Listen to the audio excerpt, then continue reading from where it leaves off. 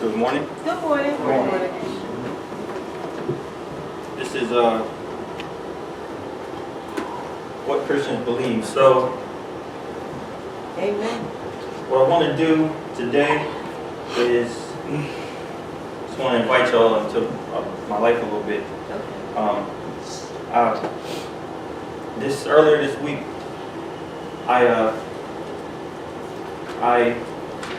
was having a conversation with somebody through Facebook, and this person had asked a question, not to me, but I responded.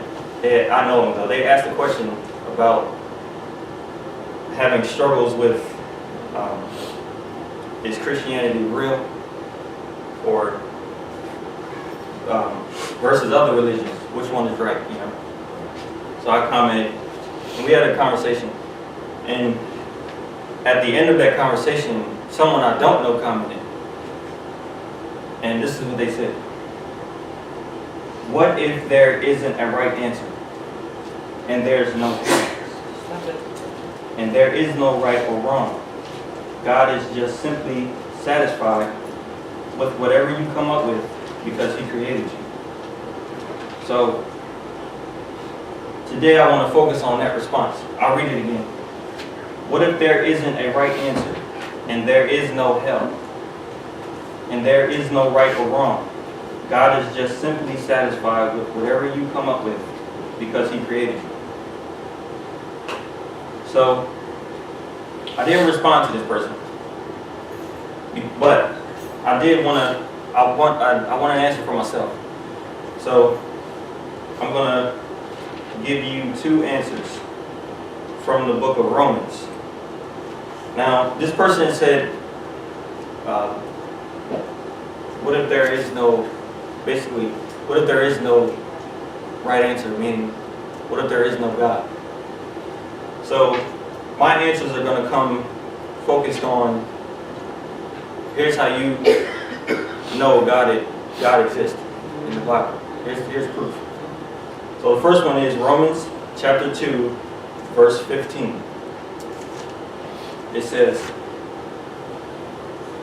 which shew the work of the law written in their hearts, their conscience also bearing witness, and their thoughts the mean, while accusing or else excusing one another.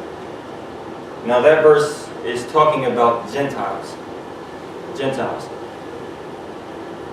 Gentiles are non-Jewish people. Back in the Bible days, I think you already know, the law, the written law, the one on the tablets, the one given to Moses, was only given to the Jewish people. So anybody outside of that nation, which means that race of people, the race of the Jews, anybody outside of the race of the Jews were Gentiles. So we are Gentiles, okay? We didn't, not that we lived back then, but let's just hypothetically say we did. We didn't receive the written law. So Gentiles might say, well, we have an excuse. You didn't give it to us, all right? How can you judge us? You didn't give it to us. This verse says, the Gentiles show that the work of the law is written in their hearts. So that's how they don't have an excuse. You didn't get it written down, but it's written in your heart. And how do they show it? It says, verse 14 says, the Gentiles do by nature the things in the law. Which basically means everybody has a moral compass.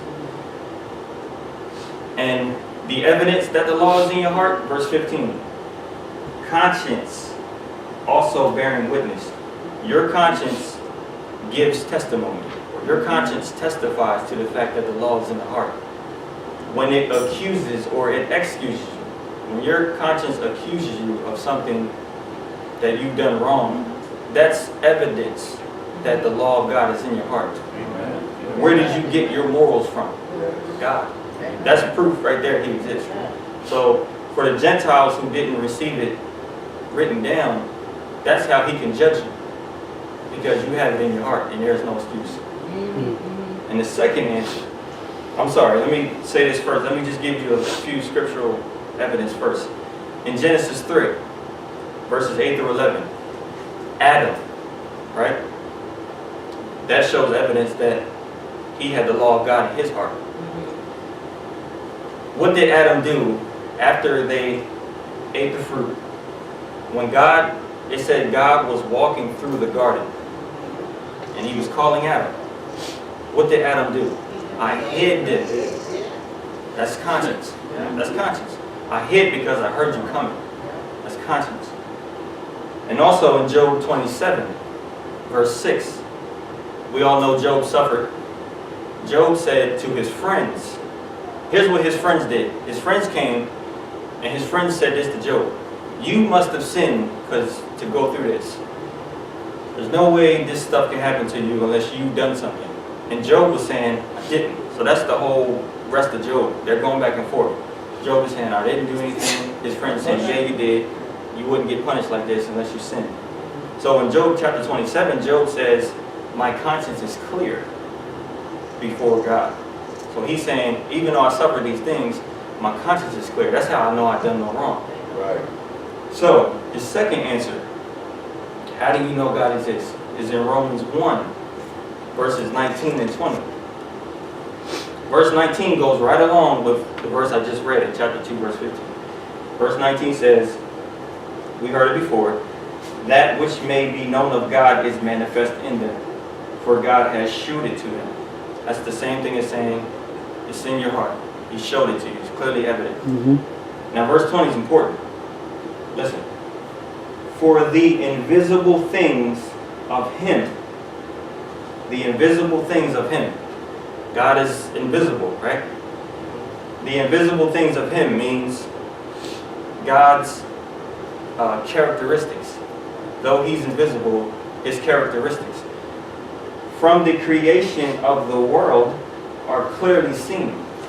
So God's invisible characteristics are clearly seen through what's visible. Okay?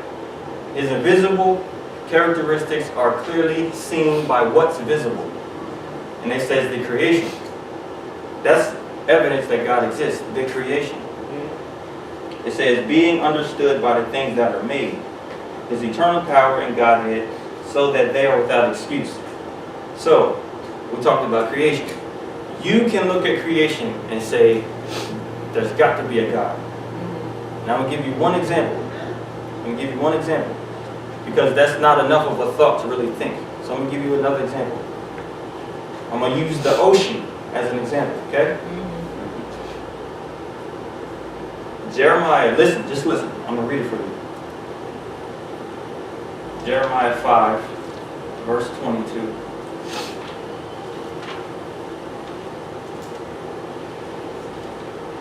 It says, God is talking here. He says, fear you not me, saith the Lord. Will you not tremble at my presence, which have placed the sand for the bound of the sea by a perpetual decree, that it cannot pass?